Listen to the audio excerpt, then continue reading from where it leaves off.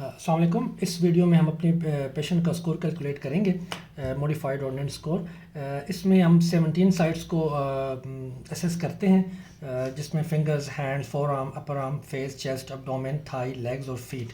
Total score 51 है और उसमें से जो स्कोर आ जाए तो फिर हम उसको वो दे देते हैं। हम इस हर एरिया का अलग अलग स्कोर निकालेंगे और फिर उनको सम करके टोटल स्कोर निकाल लेंगे। इसमें जो ग्रेडिंग है वो इस तरह से है कि जो आपके पास ज़ीरो स्कोर है उसमें नो थिकनिंग है, नॉर्मल स्किन है, इजीली पिंचेबल है, आपके पास फ्रीली रिंकल स्किन श्रिंकलिंग करेगी। जो माइल्ड थिकनिंग है उसमें आपके पास थोड़ी सी डिफ़िकल्टी होती है आपको स्किन को पिंच करने में, लेकिन स्किन आप अपनी इंडेक्स फिंगर और थंब के बीच में इजीली उसको फोल्ड बना लेंगे और थोड़ी बहुत रिंकलिंग भी आप अप्रिशिएट कर सकते हैं। मॉडरेट थिकनिंग में कोई रिंकलिंग नहीं होगी और आपको बहुत मुश्किल होगी उसको फोल्ड करने में, और सवियर थिकनिंग में आपके पास स्किन हाइट बाउंड होगी, वो बिल्कुल उसको आप पिंच नहीं कर सकते, तो आपने उसको 3 देना है। इसके अलावा पेशेंट की पोजीशन क्या होगी थोड़ा सा वो डिस्कस कर लेते हैं। आपके पास जो जब आप फिंगर्स को असेस करें तो आपके पास जो फिंगर है वो फ्लेक्स होनी चाहिए, मेटाकार्पोफिंजियल जॉइंट पे तो फ्लेक्शन होनी चाहिए ताकि इजीली आपके पास पिंच हो सके। बिल्कुल स्ट्रेट आर्म्स फिंगर्स की से आपके पास स्किन को पिंच करना मुश्किल होता है। इस तरह आपके पास फिर बैक ऑफ द हैंड है और उसी तरह फिर आपके पास extensor side of the upper limb है। फोर आर्म में आप radial border of the forearm के अलॉन्ग जा सकते हैं और फिर आप ये जो upper outer portion of the upper arm है वहाँ करेंगे। इसमें जब आप आर्म को देख रहे हो तो जो आपकी एल्बो है वो फ्लेक्स पोजीशन में होनी चाहिए ताकि जो अंडरलाइंग मसल है वो टेंस ना हो, ताकि ऊपर जो स्किन है वो इजीली आप उसको पिंच कर सकें। इसी तरह जब आप एब्डोमेन और लेग्स को आप जब एसेस करेंगे तो पेशेंट सुपाइन पोजीशन में हो, हिप्स फ्लेक्स होनी चाहिए, नीज फ्लेक्स होनी चाहिए, और जब आप फीट को एसेस करें तो जो फीट है वो डॉर्सी फ्लेक्स पोजीशन में होने चाहिए। किस एरियाज़ को आप लाजमी टच करेंगे, वैसे तो आपने इन एरियाज़ पे हर एरिया को अच्छी तरह देखना है, लेकिन फॉर एग्जांपल अगर फेस की बात करें तो फेस पे आपके पास ये जो ज़ैगोमैटिक आर्च है इसके ऊपर जो स्किन है आपने इसको असेस करें तो यहाँ इजीली आपके पास स्किन को असेस किया जा सकता है। अगर लोअर फेस की बात करें तो along the angle of the जो मैंडिबल है और ये जो जॉ लाइन है इस पे आप इजीली असेस कर सकते हैं। चेस्ट पे आपके पास ये सारा एरिया चेस्ट का है, सबसे जो बेस्ट है वो आपके पास जो क्लेविकल के नीचे का एरिया है इस पे अच्छी तरह असेस कर सकते हैं। एब्डोमेन में आपके पास ये जो डायफ्राम के नीचे वाला एरिया है इस पे आप इजीली असेस कर सकते हैं।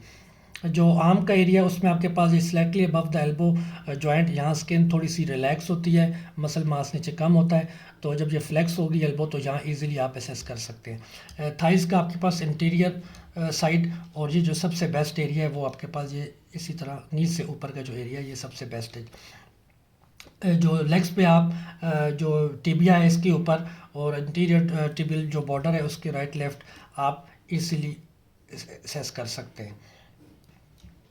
और जो बैक ऑफ द फीट है तो आपने इधर असेस करना है। सेकंड जो इम्पोर्टेंट है वो ये बात है अगर किसी एक एरिया में स्कोर की वेरिएशन आ जाए उसको किस तरह डील करना है। फॉर एग्जांपल अगर इधर आपके पास 3 आता है, ऊपर आपके पास 1 आता है, फिर ऊपर आपके पास 1 आता है, तो अब आपके पास ये 3 इस एरिया में थोड़ी वेरिएशन आ गई है, तो इसको हम डील इस तरह करते हैं कि 3 मेथड्स हैं इस तरह के स्कोर को कैलकुलेट करने के लिए। एक तो ये मैक्सिमम स्कोर मेथड है, फिर एक आपके पास रिप्रेजेंटेटिव स्कोर मेथड है और फिर एक एवरेज स्कोर मेथड है। मैक्सिमम मेथड में आप ये करते हैं कि उस एरिया का जो सबसे मैक्सिमम स्कोर है उसको ले लेते हैं। फॉर एग्जांपल इसमें अगर आप लें तो आपके पास 3 आपके पास स्कोर आ जाएगा। और रिप्रेजेंटेटिव एरिया में कि उस एरिया पे जो आपको मोस्ट रिप्रेजेंटेटिव स्कोर लग रहा है वो आप पिक करें। फॉर एग्जांपल इधर आपको ज़्यादा थिकनेस 1 लेवल की नज़र आ रही है तो आप 1 स्कोर ले लें।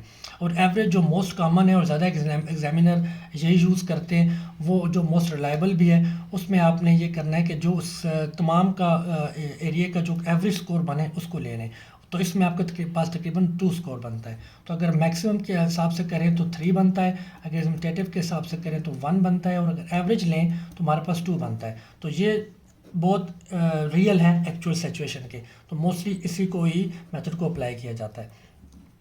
अब हमारी जो पेशेंट है आमना बीबी,